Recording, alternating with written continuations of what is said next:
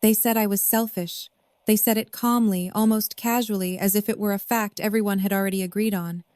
Across the room, heads nodded. No one asked me a question. No one wondered how I'd come to be the person they were so certain I was not. I stood there while my name became a story I didn't recognize, one where I took more than I gave, where I chose myself every time, where silence meant guilt. What hurt most wasn't the accusation. It was how easily it replaced the truth. For years I had carried something heavier than resentment. I carried proof, documents, dates, numbers, decisions made quietly for reasons I was never allowed to explain. I never planned to show them. I thought protecting the family meant protecting their image of me, even if it cost my own. That night, as voices grew louder and judgments final, I realized something simple and terrifying: silence doesn't just hide the truth. Sometimes it buries it. And buried truths have a way of resurfacing on paper. If you're listening from somewhere in the world right now, tell me where you are and what time it is for you. And if stories about quiet endurance and late justice speak to you, consider subscribing. You're not alone here. The version of me they believed in didn't appear overnight. It was built slowly, layer by layer, over years of small moments, taken out of context, and larger sacrifices no one bothered to ask about. My family likes to think of itself as close. We live in different states, California, Texas, Illinois, but holidays pull us together like gravity. Thanksgiving dinners that stretch for hours. Summer barbecues where conversations overlap and old stories get recycled. On the surface, it looks warm, supportive, normal. But closeness has a darker side when people stop listening. It started with money. It always does. After my father's health began to decline, the family needed someone to handle logistics, appointments, insurance calls, bills. I lived the closest, just 18 miles away, so the responsibility quietly fell on me. No formal discussion, no vote, just an assumption dressed up as convenience. At first I didn't mind. I rearranged my work schedule, took unpaid time off, drove back and forth after long days, sitting in waiting rooms with outdated magazines and flickering TVs. I learned medical terms I never wanted to know. I memorized policy numbers. I kept receipts in a folder that slowly grew too thick to close. No one saw that folder. What they saw was me not contributing financially the way others did. My cousin Mark mentioned it once, half joking. Must be nice not having to send checks every month. Laughter followed. I smiled because correcting him felt unnecessary. The truth was complicated. Explaining it would take time, and I didn't want to sound defensive. That was my first mistake. When my father passed, grief rearranged everything. The house felt emptier, but the opinions felt louder. Conversations shifted quickly from loss to logistics. What should be sold? What should be kept? Who deserved what? I was already tired by then. Tired in a way sleep doesn't fix. During one family meeting, if you can call it that, I was asked why I wasn't pushing to sell the house immediately. The question wasn't curious.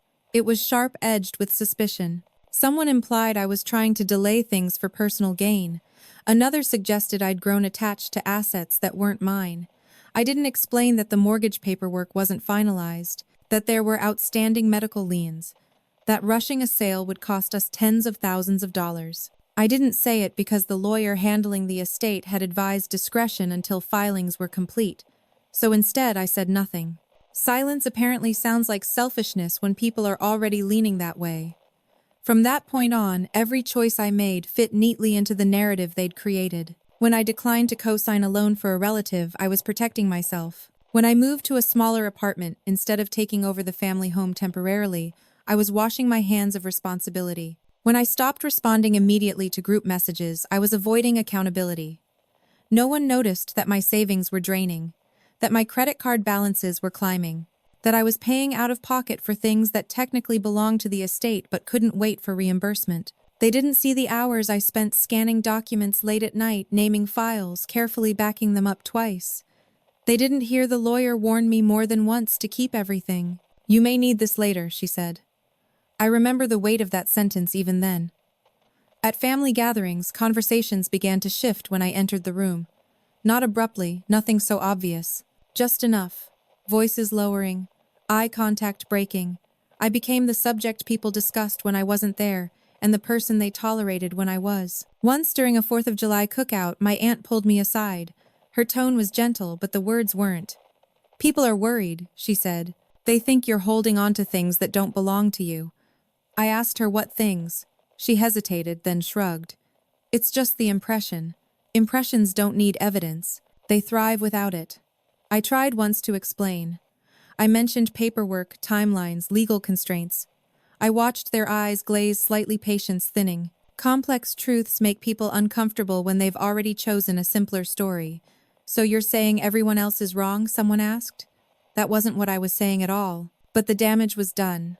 Defending myself only made me sound more calculating, more rehearsed, more guilty. After that, I stopped trying. I focused on doing what needed to be done. I followed the lawyer's instructions exactly. I documented every transaction, every decision, every delay. I kept copies of emails, letters, certified mail receipts. I didn't do it out of spite. I did it because I was responsible for outcomes that affected everyone, whether they trusted me or not. And slowly, quietly, I accepted the role they'd assigned me. The selfish one. It's strange how people treat you once they've decided who you are. Expectations narrow. Empathy evaporates. Your silence becomes confirmation. Your restraint becomes strategy. There were moments, small human moments, when it hurt more than I expected. Like when a relative joked about me coming out ahead someday, or when someone thanked everyone else for their support and skipped my name entirely, or when I overheard a whispered comment about how some people always land on their feet. I didn't feel like I was landing anywhere. I felt suspended, waiting for something to fall. What they never understood was that I wasn't waiting for an opportunity. I was waiting for permission. Permission from the process, from the law, from time itself. And time, as I would learn, has a way of turning records into voices. Even then, I didn't think it would come to that. I still believed things would resolve quietly. That once the paperwork was complete, the truth would settle in naturally, without confrontation, without spectacle. I was wrong, because when a family decides who you are, the truth doesn't change minds on its own. It has to be read aloud. There were choices I made that no one ever questioned out loud, but they questioned them silently, which was worse. I didn't tell anyone when I turned down a promotion at work. On paper, it didn't make sense. The role came with a higher salary, a better title, and the kind of visibility people spend years chasing. But it also required travel, frequent, unpredictable travel, and I couldn't leave. Not then. Not with my father's condition worsening and the estate already tangled in unfinished obligations. When I told my manager I needed to stay where I was, he asked if it was temporary. I said I didn't know. That was the truth.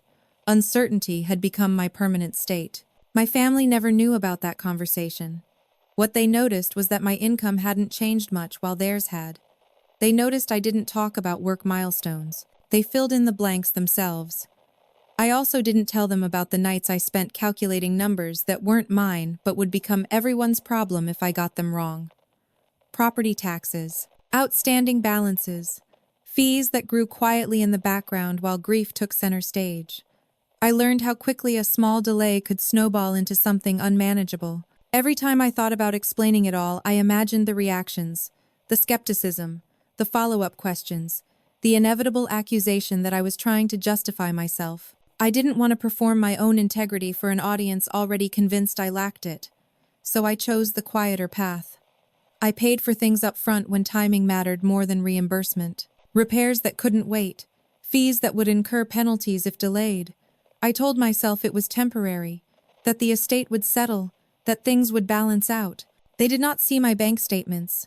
They didn't know my savings dropped below what I'd promised myself I'd never cross. They didn't know how often I stared at my screen, wondering how much longer I could float everything before it pulled me under. And still I said nothing. There was a kind of pride in that silence, even as it hurt. A belief that doing the right thing didn't require recognition, that eventually outcomes would speak for themselves. But outcomes take time. And in that time, narratives harden. At one point, my cousin sent a group message suggesting we revisit oversight of the estate. It was worded carefully, but the implication was clear. He didn't trust me, or worse, he trusted the version of me he'd been told about. I typed a response, deleted it, typed another, deleted that too. Anything I said would either sound defensive or overly detailed. Both would confirm their suspicions, so I let it sit. What I didn't know then was how much damage unanswered doubts can do when left to circulate. Conversations I wasn't part of continued without me. Assumptions layered onto assumptions. until they became facts in the minds of people who loved me once. When I did show up, I felt like a guest in my own family. Someone tolerated out of obligation rather than connection. I watched as decisions were discussed around me instead of with me. My input became optional, my presence symbolic. There was a moment that still replays in my head. We were gathered in my aunt's living room, sunlight pouring through the windows, dust visible in the air. Someone asked casually what would happen if things went missing. The sentence was hypothetical, but the pause afterward wasn't. Everyone looked at me. I felt heat rise in my chest, not anger exactly, but something heavier. Disappointment maybe. Or the realization that no amount of patience could undo a story once it took root. I said nothing is missing. My voice was steady. Too steady, perhaps. They nodded, but it wasn't agreement. It was dismissal. That night I opened the folder again. The one that had become too thick to close. I went through it piece by piece, checking that everything was in order. Dates aligned. Totals matched. Signatures were clear. I wasn't preparing for a confrontation. I was reassuring myself that if the day ever came, I wouldn't doubt my own memory. The lawyer had warned me that silence can be misinterpreted. People don't always respect restraint, she said. Sometimes they punish it. I wanted to believe my family was different. They weren't cruel, not intentionally, but they were human, and humans crave simple explanations, especially when emotions and money mix. In their version of events, I benefited from ambiguity. I stayed quiet because it suited me. I delayed because I had something to gain. Every unseen sacrifice became suspicious. Every unseen cost irrelevant. What they never considered was that my silence wasn't strategy. It was protection.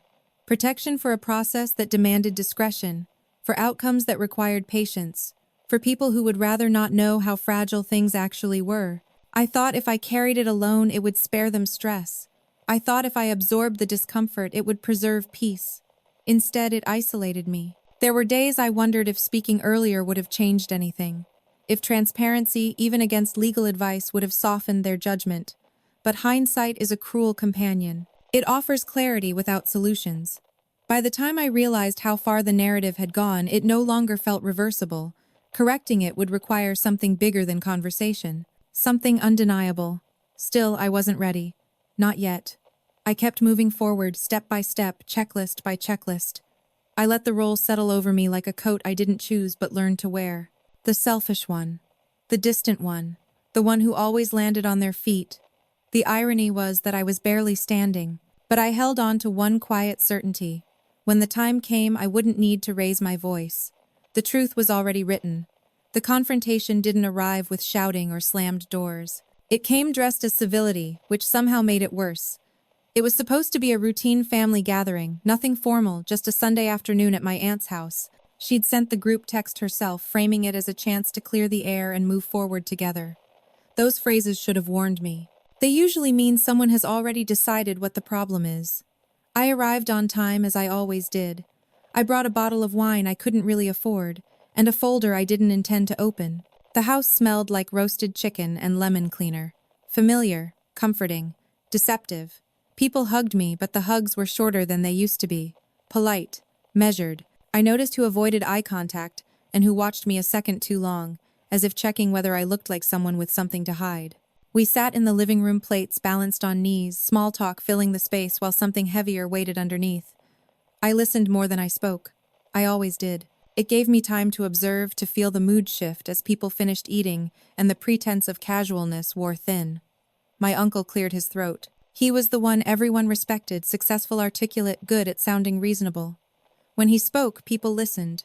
When he framed an argument, it sounded like common sense. "We've all been patient," he began. "But there are concerns." There it was. He didn't look at me right away. He spoke to the room, to the collective, as if what he was about to say had already been discussed privately. Maybe it had. "We don't have clear visibility," he continued. "About timelines. About decisions. About what's being handled and how." Someone nodded. Someone else crossed their arms. The room leaned subtly in one direction. I felt a familiar tightening in my chest. Not panic. Not anger. Recognition. This was the moment they'd been circling for months. I was invited, no instructed, to explain myself. Not with curiosity, but with expectation. They wanted reassurance that matched their assumptions. Anything else would sound like deflection. I spoke carefully. I mentioned the lawyer, the process, outstanding matters still unresolved. I kept it high-level neutral, professional, exactly how I'd been advised to. It wasn't enough. That all sounds very vague, my cousin said. He didn't raise his voice. He didn't need to. We're just trying to understand why things are taking so long. Another voice followed. And why you haven't been more transparent. Transparent. I almost smiled at that. Transparency in their minds meant immediate access, instant answers, no boundaries. They didn't want clarity, they wanted control. I could feel the room turning. Every pause I took was read as hesitation. Every careful word as calculation. Someone finally said it out loud. It just looks bad. There it was. The verdict. Not wrong. Not illegal. Just bad. Appearances had outweighed facts. Feelings had replaced evidence. And my silence, once meant to protect, had become the strongest proof against me. I felt something shift inside me then. A quiet resignation. I understood suddenly that nothing I said in that room would change their minds. Not because I was wrong, but because I was alone. Explaining requires a listener. Defending yourself requires goodwill. I had neither. So I stopped talking. I let the accusations continue without interruption. I let them list what they thought I'd done, what they thought I'd delayed, what they thought I'd gained. The story they told had momentum now, and momentum doesn't slow for nuance. When the room finally fell quiet, I realized they were waiting for me to respond, to deny, to argue, to perform innocence. I didn't. I looked around instead, at the people I'd grown up with, shared holidays with, trusted implicitly once. I saw certainty on their faces, relief even, as if naming me the problem had resolved something uncomfortable they'd been carrying. That was when I knew. This wasn't about answers anymore, it was about blame. I stood up slowly, not dramatically, just enough to signal that I was done participating in a conversation that had already reached its conclusion. I hear you, I said. My voice didn't shake. That surprised me. But I'm not going to argue about this. They looked confused, annoyed. Some looked almost offended by my refusal to fight back. So, what are you saying, my aunt asked. That we're all wrong, I shook my head. I'm saying this isn't the place. That made things worse. Walking away even temporarily confirmed everything they believed about me. I could feel it. My exit was interpreted as avoidance, not restraint. As guilt, not self-respect. I left shortly after making polite excuses. No one stopped me. That night I sat alone in my apartment, the silence heavier than usual. I replayed the afternoon in my mind, every word, every look. I thought about what I could have said differently, what I could have revealed, what lines I could have crossed.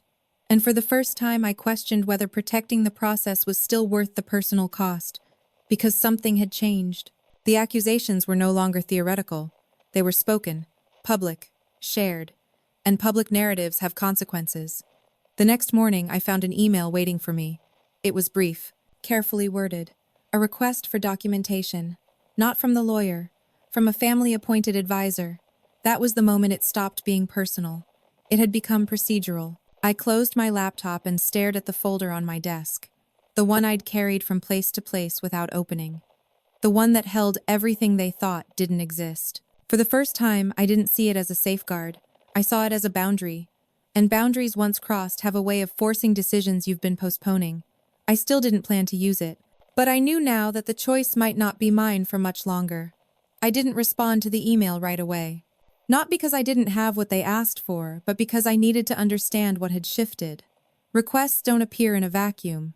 They arrive when trust has already eroded enough to require proof. The message was polite, almost courteous. It thanked me for my continued efforts and asked for documentation related to timelines, expenditures, and decision-making authority. It framed the request as routine, collaborative, reasonable. It wasn't. It was a line drawn quietly across the floor, daring me to step over it. I forwarded the email to the lawyer. She replied within the hour. Her tone was firm but calm. "This is what I warned you about," she wrote. "You've been patient. That's commendable. But patience has limits." She reminded me of the constraints I'd been operating under. The filings still pending. The disclosures that couldn't be made informally. The risks of partial transparency, how releasing documents out of sequence could invite misinterpretation or worse, liability. "You are not obligated to satisfy suspicion," she said. "Only process." That sentence should have comforted me. Instead, it settled like a weight on my chest. Because process doesn't protect reputations, it protects outcomes. And by then, my reputation within my family had already been decided. I thought back to the moment at my aunt's house, the way the room had leaned away from me, how easily concern had turned into certainty. I realized that in their minds, this request for documentation wasn't about clarity, it was about confirmation. They wanted evidence that matched their story. What they didn't realize was that the evidence told a very different one. I had stayed silent for reasons that had nothing to do with secrecy and everything to do with obligation. Legal obligation. Ethical obligation. The kind that doesn't look noble from the outside but matters when consequences are real. I remembered the day the lawyer first handed me the preliminary checklist. She'd gone through it item by item, explaining what could be shared and when. "People get uncomfortable when they don't understand timelines," she said. "They assume delay equals deception." I'd nodded then, still believing understanding would come with time. But time hadn't softened anything. It had sharpened doubt instead. I responded to the email the next day, briefly, professionally. I acknowledged the request and explained that all documentation would be provided through proper legal channels once disclosures were authorized. I copied the lawyer. The reply came quickly. They weren't satisfied. The tone changed subtly. Less gratitude, more urgency. A reminder that everyone just wants peace of mind. A suggestion that withholding information only feeds mistrust. Mistrust apparently was my responsibility to fix. I stopped engaging after that. Not out of spite, but clarity. Each exchange pulled me further into a narrative I hadn't agreed to participate in. Every response became another opportunity for my words to be twisted, my caution reframed as avoidance. Instead, I focused on what I could control. I kept documenting. I updated spreadsheets. I reconciled numbers. I organized the stack of papers into categories: financial, legal, correspondence, each labeled, indexed, cross-referenced. It was methodical work, grounding in its precision. There is comfort in facts when emotions spiral. At night, though, doubt crept in. I wondered how long I could carry this alone, whether doing things by the book was worth the personal cost, whether silence was still integrity or had become self-erasure. I replayed conversations in my head, imagining alternate versions where I'd spoken sooner, louder, with less restraint. In those versions, people listened. They asked questions. They believed me. Reality I knew would have been messier. The truth doesn't always land cleanly when people are emotionally invested in a different outcome. And money, even when it belongs to no one, yet has a way of distorting loyalty. I realized then that my silence had served a purpose, but it had also created a vacuum. And vacuums don't stay empty. They fill with speculation, resentment, and stories that spread faster than facts ever could. What I hadn't anticipated was how quickly the situation would escalate. A week later, I received another message, this one not from a family member but from the advisor they'd appointed. It was more formal, more direct. It asked for a meeting, in person, to address outstanding concerns. I felt a flicker of anger then. Not hot, not explosive, cold, focused. They weren't asking anymore. They were positioning. I agreed to the meeting, but on my terms. Neutral location, lawyer present, clear agenda. That decision marked a shift I couldn't undo. Up until then, I'd believed I could absorb the discomfort quietly, that doing the right thing didn't require recognition. But this wasn't about recognition anymore. It was about precedent, about allowing suspicion to dictate process. The meeting was scheduled for the following week. In the days leading up to it, I slept poorly. Not from fear, but anticipation. I knew what was coming, even if I didn't know how it would unfold. I reviewed the documents again, not because I doubted them, but because I needed to be certain. Certain that every number aligned. Certain that every decision could be traced back to a rationale, a timestamp, a signature. Certainty, I'd learned, is quiet. It doesn't argue. It waits. The morning of the meeting, I dressed simply. Neutral colors. Nothing that could be read as defensive or performative. I arrived early, folder in hand, lawyer at my side. The advisor greeted us politely. His questions were measured, his expressions neutral. He asked about delays, about communication, about why the family felt excluded. I answered when appropriate, deferred when necessary. Let the lawyer handle the rest. At one point, the advisor paused and said something that clarified everything. "It's not that anyone thinks you did something illegal," he said. "It's just that the optics are unfortunate." Optics. That was the word they kept circling back to. Not truth, not accuracy. Appearance. I understood then that no amount of explanation would satisfy them, not until the appearance changed. And appearances, I knew, wouldn't change through conversation alone. They would change when the record spoke. As we left the meeting, the lawyer turned to me. "You've done everything right," she said. "But right doesn't always look convincing until it's undeniable." I nodded. I felt strangely calm. For the first time, I wasn't trying to protect everyone else from discomfort. I wasn't cushioning the truth to preserve harmony. I was preparing for clarity. And clarity, once introduced, doesn't ask permission. It arrives when it's ready. After the meeting, something subtle but irreversible settled into place. I was no longer just the person they doubted. I was the person they watched. Messages came more frequently now. Short check-ins disguised as concern. Questions that didn't ask anything directly, but hovered close enough to make their intent obvious. Just making sure everything's on track. Hope there aren't any surprises. Let us know if you need help. Help, I learned, can sound a lot like surveillance. I felt it most during family interactions that were supposed to be unrelated. A birthday dinner. A casual video call. Moments that once felt unguarded now carried an edge, as if everyone was measuring my reactions, listening for inconsistencies that didn't exist. I became careful in a way that exhausted me. Every sentence weighed, every pause monitored. Not because I was hiding anything, but because being misinterpreted had consequences now, and the cost of that vigilance added up. I stopped sleeping through the night. I woke up rehearsing explanations I might never give. My chest tightened during conversations that used to feel safe. I noticed how often I checked my email, how quickly my stomach dropped when a new message appeared. Stress has a way of shrinking your world. Mine narrowed to documents, deadlines, and the steady hum of anxiety that followed me everywhere. There were moments I considered giving them what they wanted, releasing everything at once out of sequence without context. Letting the mess speak for itself. It would have been easier, louder, satisfying even. But it would have been wrong. I knew that. And knowing it didn't make the temptation go away. What hurt most wasn't the mistrust. It was the loneliness. Being surrounded by people who thought they knew your motives, while having no interest in hearing them. I had become an idea to them, not a person. At work, I functioned on autopilot. My performance didn't slip, but the joy was gone. Colleagues noticed I was quieter, more withdrawn. I brushed it off as fatigue, which wasn't untrue.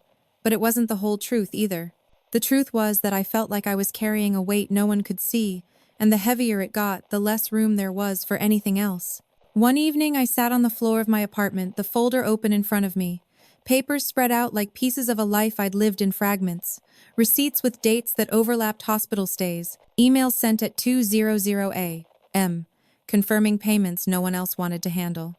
Legal notices stamped and signed. There it was. All of it.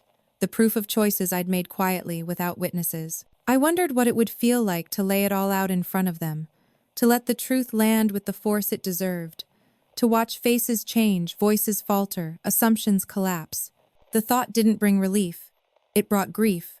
Because vindication doesn't repair relationships. It only clarifies what was already broken. I realized then that even if the truth came out tomorrow, fully, publicly, undeniably, something fundamental had already been lost. Trust, once replaced by suspicion, doesn't snap back into place. It has to be rebuilt if it ever is. And I wasn't sure I had the energy to do that work for people who had chosen doubt so easily. The breaking point didn't come with a dramatic accusation. It came quietly through a phone call I hadn't expected. My aunt called late one evening. Her voice was soft, almost apologetic. She said she'd heard things and wanted to check in. She asked if I was okay, if everything was really being handled. I answered politely, carefully. I didn't confront her. I didn't accuse her of anything. But as she spoke, I could hear it, the hesitation, the uncertainty, the subtle distance that hadn't been there before. Even kindness had become conditional. After we hung up, I sat in silence for a long time. I felt empty, not angry, tired in a deeper way than before. That was when I understood something I hadn't allowed myself to see. By staying silent for so long, I hadn't just protected the process. I had taught them that my discomfort was acceptable, that my isolation was a fair price for their peace of mind. And once people learn that lesson, they rarely unlearn it on their own. I reached out to the lawyer the next day, not to escalate, but to ask a question I'd been avoiding. "What happens?" I asked if this turns public. She didn't hesitate. She explained the mechanisms, the formal disclosures, the hearings, the settings where documents aren't whispered about but entered into record, where narratives are tested against evidence, not impressions. "It won't be gentle," she said, "but it will be clear." Clear. I thought about that word for a long time after we ended the call. Clarity had a cost. I knew that. It would expose things people preferred to keep vague. It would force accountability in a way that private conversations never could. But it would also end the guessing, the watching, the quiet erosion of my place in the family. I didn't want revenge. I didn't want apologies spoken out of embarrassment. I didn't even want acknowledgement. I wanted the weight off my chest. The days that followed felt suspended, as if I were standing at the edge of a decision I couldn't step back from. I continued doing what I'd always done, keeping records, following procedure, but something inside me had shifted. I was no longer enduring in hopes of preserving harmony. I was preparing to draw a line. The irony wasn't lost on me. The person they'd labeled selfish had spent months absorbing blame to protect everyone else from discomfort. And now, choosing to protect myself felt like betrayal to them. But betrayal implies obligation, and I was starting to understand that not all obligations are fair. I looked at the stack of papers again, neatly organized now. Not a weapon, not a shield. A record. Records don't argue. They don't raise their voice. They don't care who's offended. They simply exist. And when they're finally placed where they belong, they change the shape of the room. I didn't know exactly when that would happen, but I knew it was no longer a question of if. I never meant for the papers to become anything more than insurance. At first, they were just a habit. A way to stay organized. Proof that I wasn't careless with responsibilities that affected more than just me. But over time, they grew into something heavier, something symbolic. A record of what I had carried while everyone else decided who I was without asking. The stack lived in a plain folder, nothing remarkable about it. No labels that screamed importance. No locks, just paper, ink, and the quiet certainty that facts don't need decoration. I kept it close, not out of paranoia, but necessity. There were moments when I needed to remind myself that I hadn't imagined the sacrifices, that the late nights, the delayed decisions, the financial strain were real even if no one else acknowledged them. Each document had a story attached to it. There were invoices for repairs approved in emergencies, burst pipes, failing wiring that couldn't wait for family consensus. Emails documenting approvals that were given verbally and later forgotten. Bank statements showing transfers I'd made when deadlines loomed and waiting for reimbursement wasn't an option. There were legal notices too. Dense language, precise phrasing, the kind of paperwork that demands patience and punishes impulsiveness. I'd read them, carefully line by line, understanding that one misstep could ripple outward in ways no apology could fix. I never waved those papers around during arguments. I never hinted at them during confrontations. They weren't leverage. They were context. And context only matters when people are willing to see it. Most weren't. I thought often about the idea of fairness, how subjective it is, how easily it bends under pressure. To my family, fairness meant equal visibility, equal input, equal control. They didn't consider that equality of access doesn't always lead to equality of outcome, especially when timing and legality complicate things. To me, fairness meant doing what was required even when it cost me more than others were willing to pay. That difference in definition was the fault line beneath everything. The more pressure I felt, the more carefully I guarded the folder. Not because I feared losing it, but because I feared using it too soon. There's a moment when revealing the truth stops being explanation and starts being accusation. I wasn't ready to cross that line. I believed naively that restraint would eventually be recognized, that someone would notice the imbalance and ask the right questions. They didn't. Instead, the assumptions grew bolder. Whispers became suggestions. Suggestions became expectations. I was no longer just suspected. I was positioned as a problem that needed managing. That realization came during a conversation I wasn't meant to overhear. I'd arrived early to a family gathering and paused in the hallway when I heard my name. Voices lowered, familiar tones sharpened by frustration. Someone mentioned safeguards. Someone else said, "We can't just take their word for it." I didn't interrupt. I didn't announce myself. I listened until my presence would have made it awkward. Then I walked in and greeted everyone as if nothing had happened. That was the moment I stopped believing silence would save anything. The papers, I realized, weren't just a record of what I'd done. They were a mirror of what everyone else had avoided. Accountability, when deferred long enough, becomes confrontation by default. Still, I hesitated. Using them would mean surrendering control over how the truth was received. Once released, documents don't care about tone or timing. They don't soften their edges to protect feelings. And I was still trying foolishly to protect feelings. There was one document I returned to often. A signed authorization dated months earlier, granting me decision-making authority under specific conditions. It was clear, unambiguous, legal. It contradicted nearly every accusation I'd endured. I wondered how many conversations could have been avoided if that single page had been read aloud at the right time. But reading it aloud would have required a listener willing to accept being wrong. I wasn't convinced such a listener existed in my family anymore. The lawyer noticed my hesitation. During one of our check-ins, she asked if I was holding back for emotional reasons rather than legal ones. I didn't answer right away. She didn't press. She already knew. "There's nothing wrong with wanting peace," she said. "But peace that depends on your silence isn't peace. It's compliance." That sentence stayed with me. Compliance implies consent, and I hadn't consented to being misunderstood. I began to see the stack of papers differently, not as a threat but as an anchor, something that kept me grounded when everything else felt distorted, a reminder that reality exists independent of perception. I didn't want to surprise anyone. I didn't want to embarrass them. But I also couldn't continue absorbing blame for choices they'd refused to examine. The moment came closer than I expected. Another email arrived, this one from multiple family members CC'd together. It suggested a formal review of my actions. The language was careful, but the intent was unmistakable. They wanted oversight, authority, distance. I read it twice, then a third time. There was no anger in me when I closed my laptop, just clarity.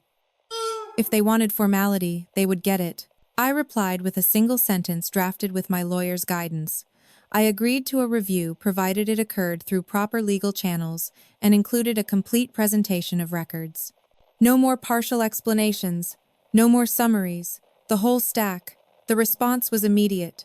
Confusion, backtracking, reassurances that they just wanted transparency, not escalation. But it was too late. Transparency, I had learned, is only welcomed when it confirms expectations. When it challenges them, it's called aggression. I wasn't being aggressive. I was being finished. That night, I laid the documents out across my table. Not to admire them, but to acknowledge what they represented. Time, effort, sacrifice. All the things that had been invisible until now. I packed them carefully into a new folder. Labeled, indexed, ready. Not as a weapon, as a statement. The next phase wouldn't be quiet. It wouldn't be comfortable. But it would be honest. And honesty, once invited into the room, changes everything, whether people are ready or not. The moment silence stopped being an option didn't arrive with certainty. It arrived with risk. It was a phone call from my lawyer early in the morning, her voice tighter than usual. She didn't waste time on pleasantries. She told me there had been a development, something small on the surface, but dangerous in implication. One of my relatives had contacted a financial institution directly, not to ask questions, but to verify concerns. They hadn't accused me outright, but they'd planted doubt, enough to trigger internal reviews, enough to slow things down, enough to stain my name outside the family. That was new. Up until then, the damage had been contained within private conversations and closed rooms. Painful, yes, but limited. This crossed a boundary I hadn't anticipated. When suspicion leaves the family and enters the system, it stops being emotional. It becomes procedural, permanent. My lawyer was clear. "This changes the calculus," she said. "If false narratives enter official channels, they don't just hurt feelings. They create records. Records. That word again. I felt something settle into place then, like a final piece clicking into alignment. All the patience, the restraint, the quiet endurance, it had been built on the assumption that harm would remain interpersonal. That assumption was gone. They hadn't asked me. They hadn't warned me. They'd acted on their version of the story without hesitation. And now the consequences would follow. I didn't call anyone to confront them. I didn't send messages demanding explanations. I didn't even feel the urge to defend myself emotionally. Instead, I opened the new folder. I reviewed everything one last time, not for accuracy but for readiness. I imagined the documents not as something private but as something public, something that would be read by people who didn't know me, didn't care about family dynamics, and didn't bring years of assumptions to the table. That thought steadied me.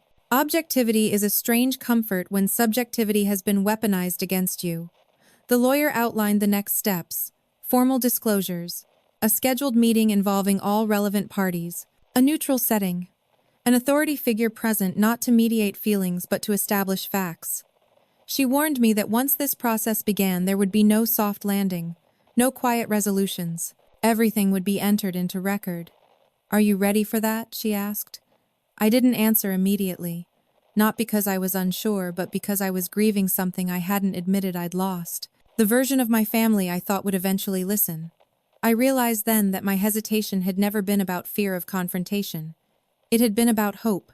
Hope that I wouldn't need it. That hope was gone. "Yes," I said finally. "I'm ready." The meeting was scheduled quickly, too quickly for second thoughts to take hold. Invitations were sent. Agendas circulated. Legal language replaced emotional phrasing. When family members reached out after receiving the notice, their messages were confused, even alarmed. Some tried to reassure me that this wasn't necessary. Others accused me of overreacting. A few went silent entirely. I didn't respond. For the first time in months, I didn't feel the need to explain myself. The day before the meeting, I slept deeply. Not peacefully, but fully, as if my body understood that the long vigil was ending. The morning of, I dressed with care, not to impress, but to anchor myself. Neutral tones, clean lines, nothing that could be read as defensive or defiant. I arrived early again. The room was larger this time, sterile, professional, the kind of space where stories either hold up or collapse. My lawyer arranged the documents on the table, each section clearly marked. She didn't dramatize them. She didn't gesture. She simply placed them where they belonged. When the others arrived, the atmosphere shifted immediately. This wasn't a living room. There were no couches to sink into, no distractions to soften the moment. Just chairs, a table, and the weight of what was about to happen.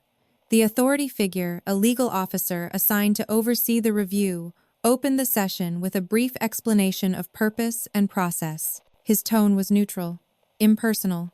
He wasn't interested in family history or emotional grievances. He wanted facts. As questions were asked, my lawyer answered, where appropriate. When they weren't, she slid documents forward. Dates, numbers, signatures, each one quiet, precise. I watched faces change, not all at once, not dramatically, but gradually as inconsistencies emerged, not in my records but in the assumptions that had fueled the accusations. When someone claimed I'd acted without authorization, the signed page appeared. When delays were questioned, timelines were laid out, annotated with external constraints that had nothing to do with my choices. No one interrupted.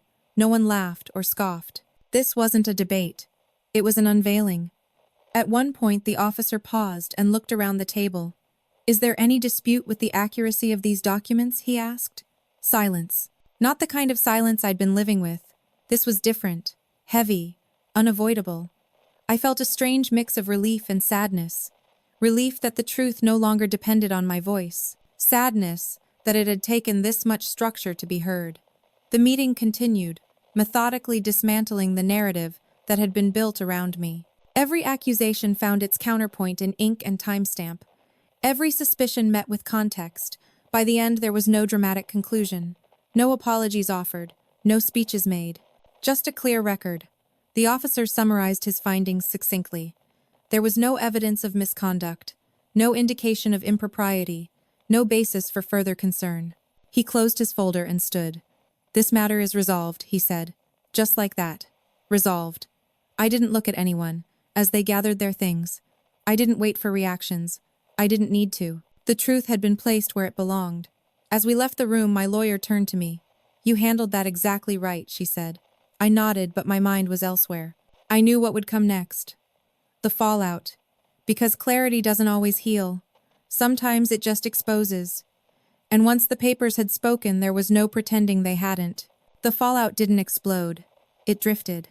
In the days after the meeting, messages arrived slowly, cautiously, like people testing the temperature of water they already knew was cold. Some were brief acknowledgments. Others were long, careful explanations that never quite reached the word sorry. I didn't rush to answer any of them. For months, I'd been reactive, absorbing, adjusting, explaining.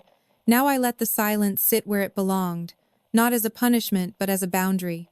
What surprised me most was how the family dynamic shifted without anyone saying a word. Group chats went quiet. Decisions that once included everyone suddenly stalled. The energy that had fueled suspicion had nowhere to go now that it had been proven unfounded. People don't always know what to do with certainty when it contradicts the story they've been telling themselves. A week later, a formal follow-up was scheduled. This one wasn't requested by my family. It was procedural part of closing the loop after concerns had been raised externally. It would be brief, the lawyer assured me. Administrative. But it would be public. Public in this context didn't mean open to spectators. It meant on record, logged, accessible, permanent.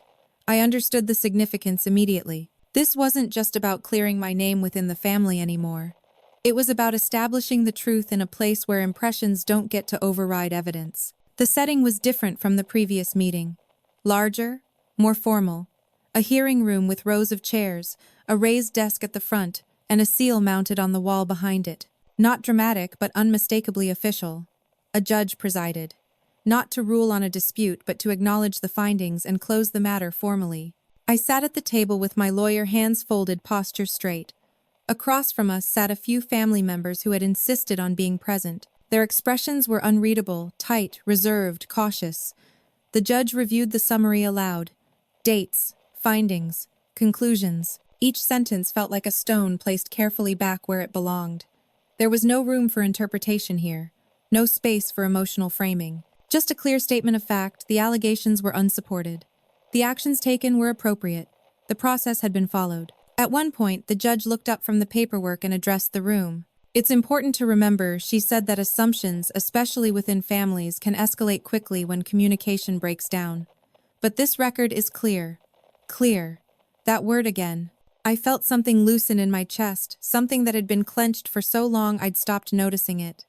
The judge asked if there were any objections. None were raised. She closed the file and struck the gavel lightly, not to dramatize, but to finalize. The sound echoed more loudly than I expected.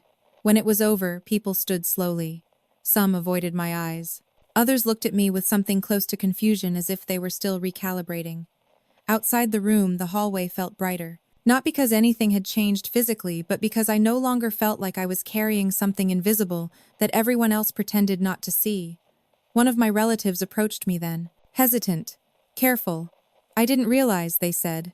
Not apologetic, not accusatory, just factual. I nodded. I know. That was all. What would an apology have fixed anyway? The harm wasn't a single comment or moment. It was the accumulation of doubt, the choice to believe a narrative without seeking understanding. That kind of damage doesn't disappear because the truth shows up with credentials. Over the next few days, the family settled into a new, awkward normal.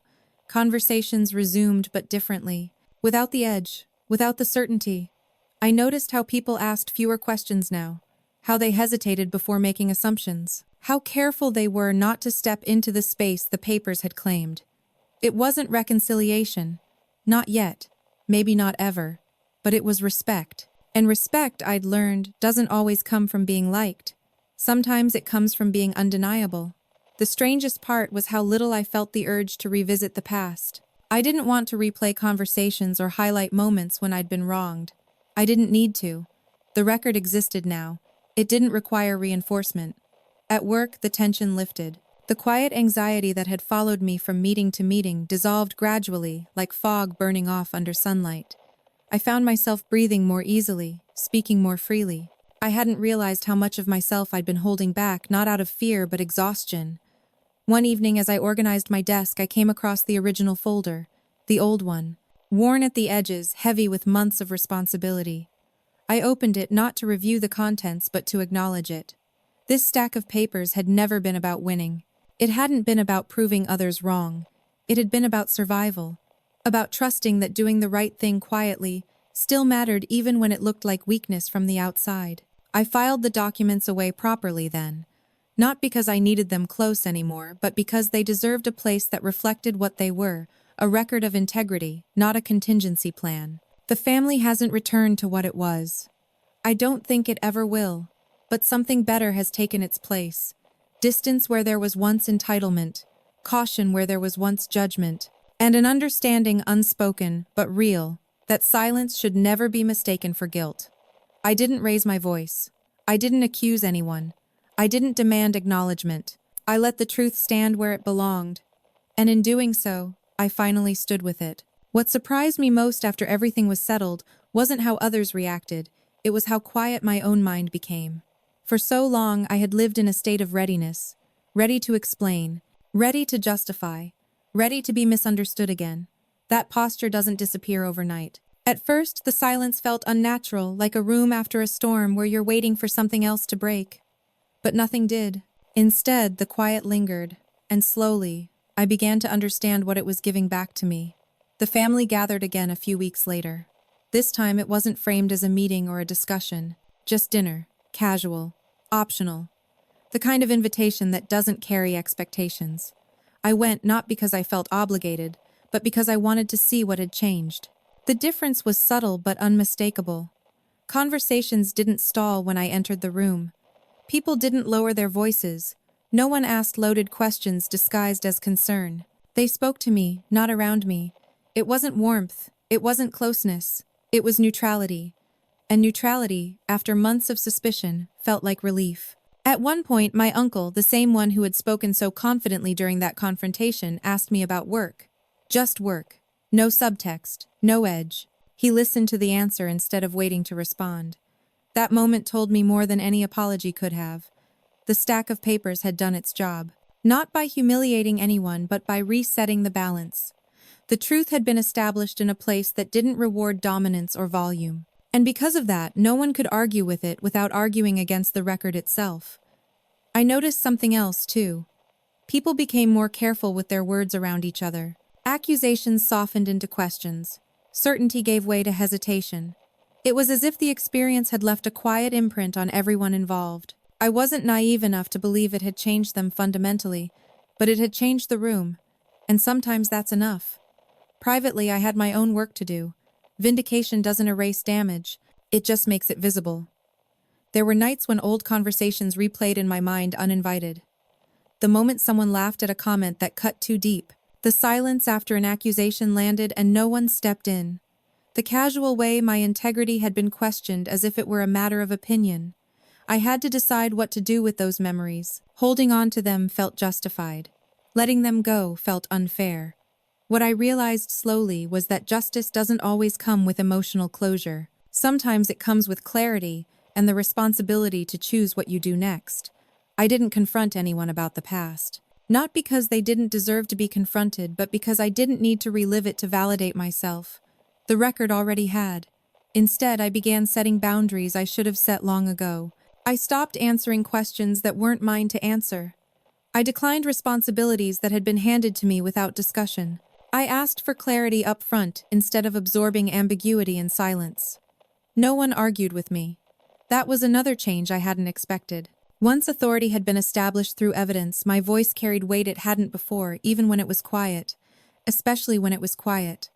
I thought often about the word selfish, how easily it had been used, how damaging it had been when spoken without care. Selfishness, I'd learned, is a convenient label. It allows people to dismiss complexity, to avoid examining their own roles, to simplify a story that feels uncomfortable when told honestly. I hadn't been selfish. I had been careful, and care, when it goes unseen, is often mistaken for indifference. I didn't correct anyone when they adjusted their behavior. I didn't point out the contrast between then and now. I let the shift speak for itself. There's a power in not needing to be witnessed anymore. One afternoon, I received a message from someone outside the family, someone who had only been tangentially involved. They thanked me for handling everything professionally. They said it had restored their faith in the process. That word professionally stuck with me. It was never supposed to be a performance. But professionalism had given me something emotion never could: neutrality. A space where I didn't have to prove my worth through explanation. I realized then that the papers hadn't just changed how others saw me. They had changed how I saw myself. I no longer questioned whether my silence had been weakness. I no longer wondered if I should have fought louder or earlier.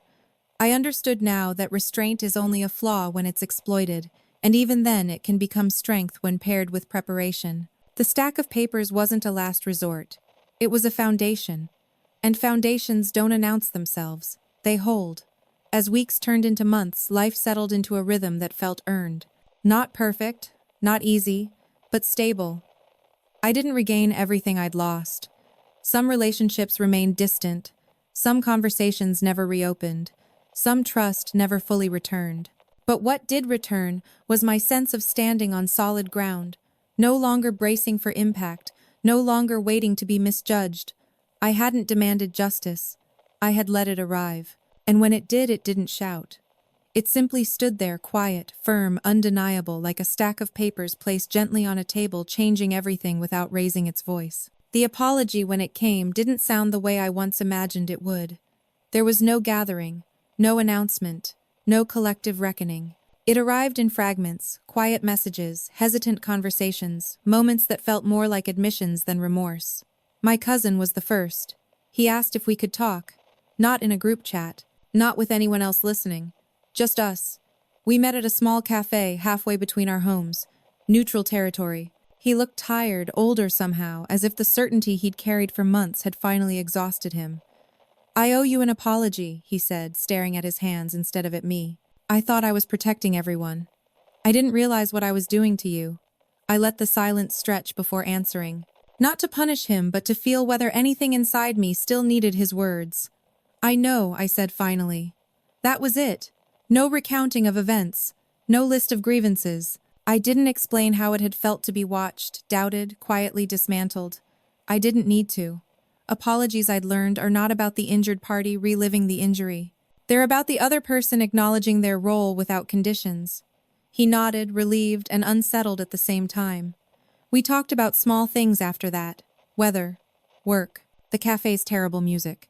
The conversation didn't fix anything, but it loosened something that had been tight for too long. Others followed in their own ways. An aunt sent a long email that circled accountability without quite landing on it. An uncle called to say he wished things had gone differently. Someone else offered to start fresh. I accepted none of it formally. I didn't reject it either. I understood then that closure doesn't always come from agreement. Sometimes it comes from recognizing limits of people, of apologies, of what can realistically be repaired. What mattered most wasn't what they said. It was what they stopped doing. They stopped questioning my motives. They stopped narrating my choices. They stopped treating my silence as something that needed interpretation. In its place was a careful distance, respectful if not affectionate, and I preferred it. I noticed how differently they spoke to me now, how they asked instead of assumed, how they waited for answers instead of filling in gaps. It wasn't kindness. It was recognition. Recognition that my restraint had not been weakness, that my silence had not been deception, that I had carried something they hadn't wanted to look at, and that when it was finally placed in the open, it had rearranged everything. The public nature of the record mattered more than I'd expected, not because it embarrassed anyone, but because it removed the option of denial. No one could quietly rewrite what had happened anymore. The story had an ending now, and it wasn't up for debate.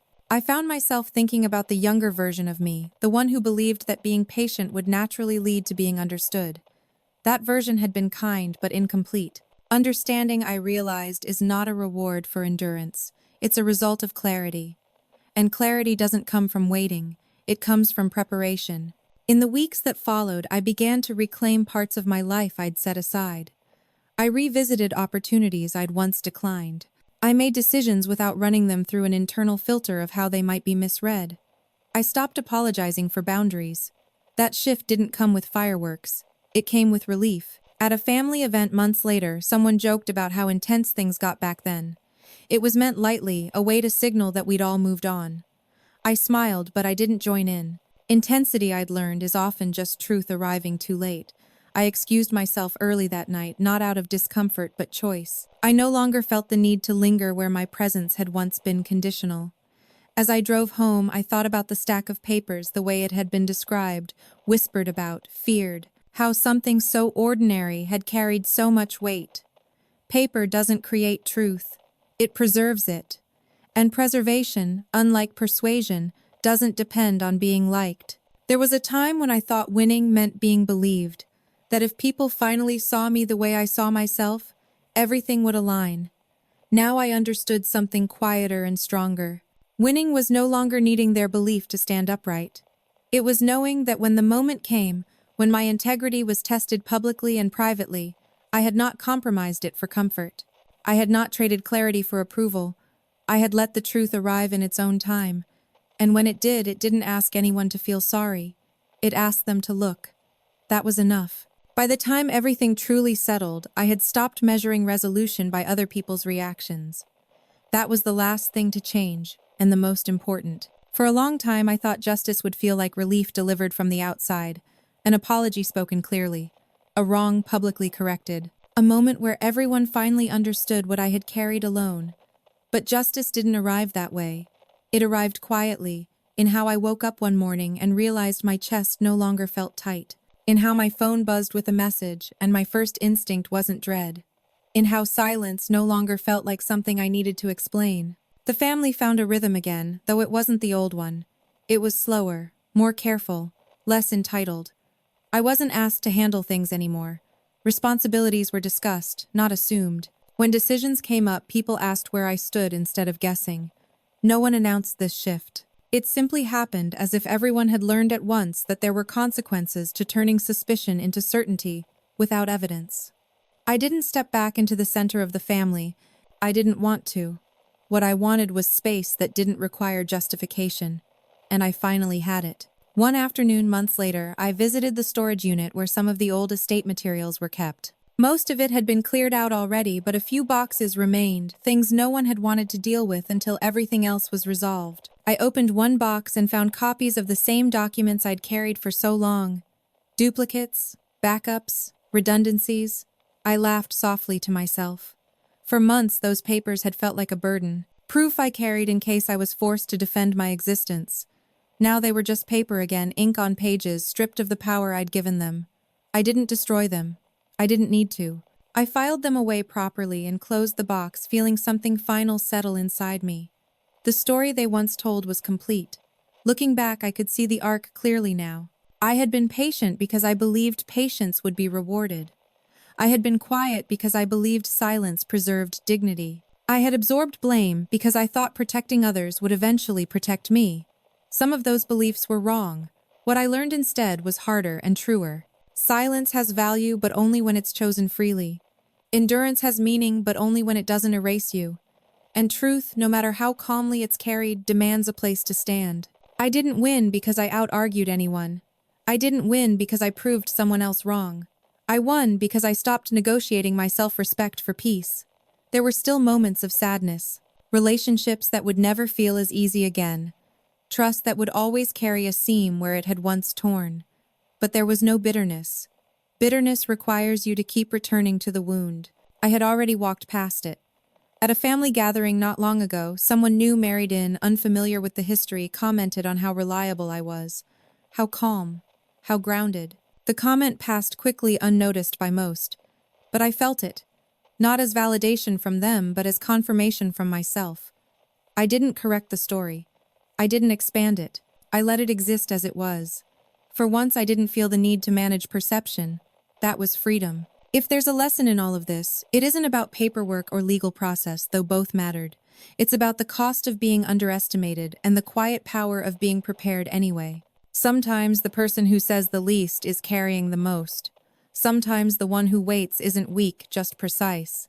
And sometimes justice doesn't roar. Sometimes it arrives in a stack of papers placed gently on a table, changing the shape of a room forever. If this story resonated with you, if you've ever been misunderstood, judged in silence, or forced to carry proof no one asked to see, I invite you to share your thoughts in the comments. Tell me what part stayed with you. And if you'd like to hear more stories about quiet endurance and delayed justice, consider subscribing. You're not alone, and your truth deserves its moment too.